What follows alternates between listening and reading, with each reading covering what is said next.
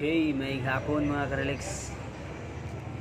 So ang ato ang 2 PM result no, 5 to 7 mga karelex no. Ang ato ang pa-sure nga 4 wala ni gawas mga karelex no. So i-extend na to karon mga karelex no ang ato ang pa-sure no sa 2 PM no. So ato i-extend sa 5 PM mga karelex no. So ang ato ang pa-sure nga 4 ato ang i-extend unya ang ato ang pairing ana niya 46, 45 ug 49.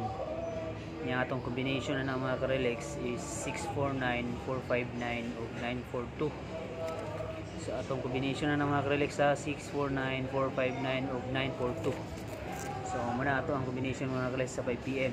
So, congrats mga karelex no. So hope na makaigo ta karon no 5 PM. So thank you mga karelex.